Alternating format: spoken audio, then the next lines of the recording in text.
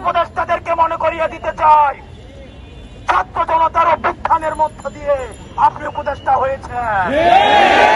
সুতরাং তখন কোন বক্তব্য দিবেন, আপনার সামনে যেন 5ই আগস্টের গণভবনের চিত্রটা মাথায় থাকে, আপনার সামনে যেন 5ই আগস্টের পার্লামেন্টের চিত্রটা মাথায় থাকে।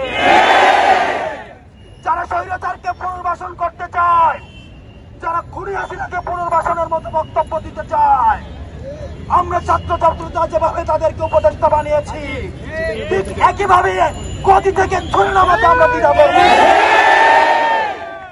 আজকের এই মঞ্চ থেকে আমি 3টি দাবি জানাতে চাই। 1 নম্বরে, যারা খুনিদেরকে পুনর্বাসন করার জন্য ব্যাকস্টেজে মেকানিজম করছেন, আপনাদের এই প্লটিং এর আমরা 20 দাঁত ভেঙে দিব। এবং আমরা বলতে চাই, আমরা সচেতন করে দিতে চাই উপদেষ্টাদের, আপনারা সচেতন হয়ে যান, আপনাদেরকে ছাত্র জনতা প্রতিহত করবে। সুতরাং খুনিদেরকে পুনর্বাসন করার কোন ধরনের চিন্তা আপনারা করবেন না।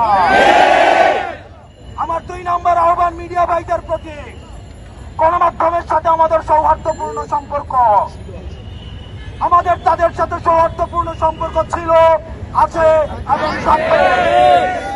আমাদের আন্দোলনকে সার্বজনীন করার ক্ষেত্রে গণমাধ্যমের অবদান অনস্বীকার্য। এই ফ্যাসিজমকে উৎখাত করতে গণমাধ্যমের ভূমিকা অনস্বীকার্য। কিন্তু আমরা দেখতে পাচ্ছি কিছু কিছু গণমাধ্যম খুনিদের পুনর্বাসনের ষড়যন্ত্র লিপ্ত হচ্ছে। আমরা আপনাদেরকে হুঁশিয়ার করে দিতে চাই, আমরা আপনাদেরকে আহ্বান করতে চাই, আপনারা জনতার কাতারে নেমে আসুন। অথবা দেখা যাবে অনেক গণমাধ্যম কর্মীরা শেষ দিকে এসে তাদের বোমের মধ্যে তাদের যে মাইকটি থাকে সেখানে তারা নেমপ্লেটটা লাগিয়ে জনতার কাতারে নেমে আসতে পারেনি। সুতরাং আপনাদের জন্য সেই ভবিষ্যৎ না হয়। সর্বশেষ বলতে চাই, আন্তর্জাতিক অপরাধ ট্রাইব্যুনালে খুনি হাসিনাকে প্রধান আসামি করে এবং অন্যান্য যারা তার সহযোগী ছিল, এই ফ্যাসিজমের যারা ফুল সোলজার ছিল, তাদেরকে আসামি করে এই অন্তর্বর্তীকালীন সরকারের কাছে আমরা দাবি করছি, খুনি হাসিনাকে আসামি করে আন্তর্জাতিক অপরাধ ট্রাইব্যুনালে মামলা দায়ের করতে হবে।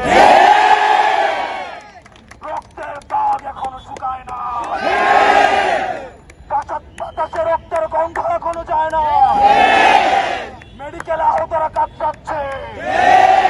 সুতরাং আপনাদের স্পর্ধা হয় কিভাবে আপনারা জনতাকে অস্বীকার করে খুনিদেরকে পুনর্বাসন করবেন। সর্বশেষ যারা শিক্ষার্থী এখানে রয়েছেন, আমরা আপনাদেরকে বলতে চাই, ক্যাম্পাসে ছাত্রলীগের চলে আসা দখলদারিত্বের যে রাজনীতি, হল দখলের রাজনীতি, ক্লাসরুমের যে রাজনীতি, স্বৈরাচারকে ফুট সোলজার হিসাবে পালন করার যে রাজনীতি, এই রাজনীতি ক্যাম্পাসে পুনর্বাসন আর কোনোদিন হবে না, দলের মধ্য দিয়েই হবে না। আমাদের